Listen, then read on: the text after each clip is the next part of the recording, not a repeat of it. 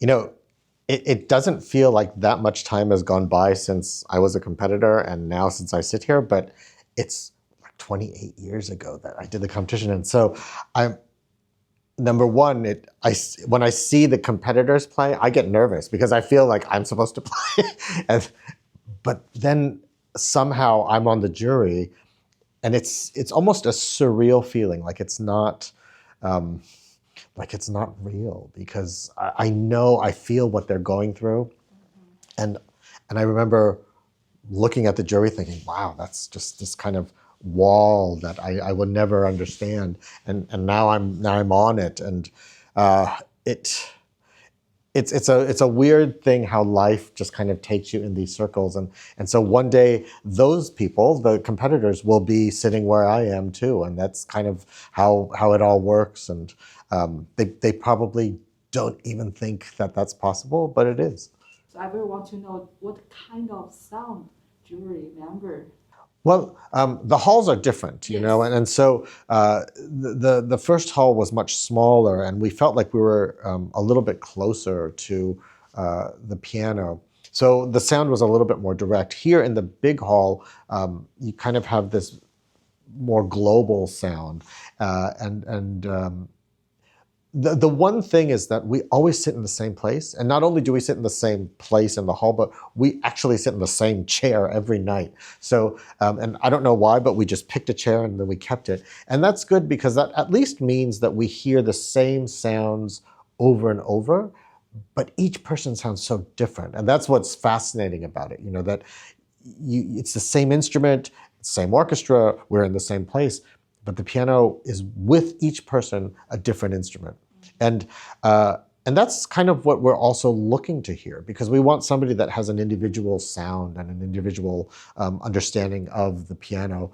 Will you check online about the last performance? How we make our decisions based on what we're hearing in the hall, but then the whole world is listening online.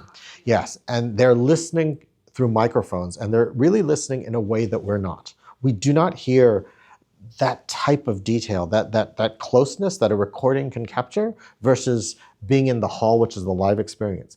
So we are only basing our decisions on what we hear in the hall. And sometimes that is not as clear or perfect as what you may hear on the microphone.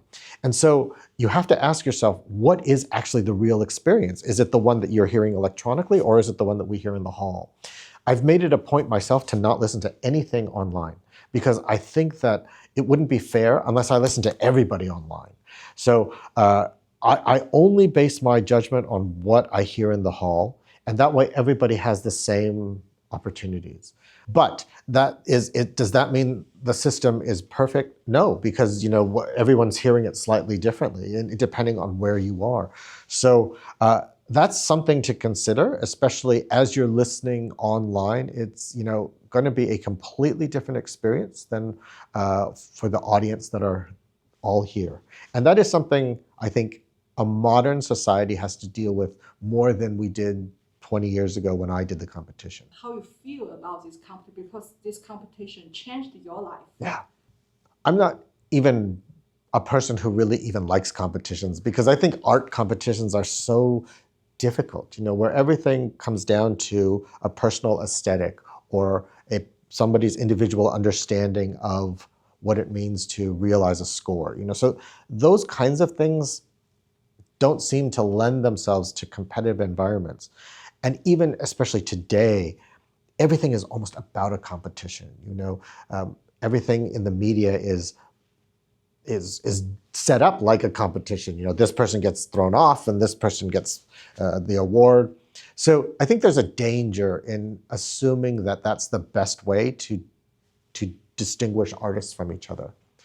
But the competition gives unknown students, unknown musicians, a chance to be heard by the world and a chance to establish a career quite rapidly.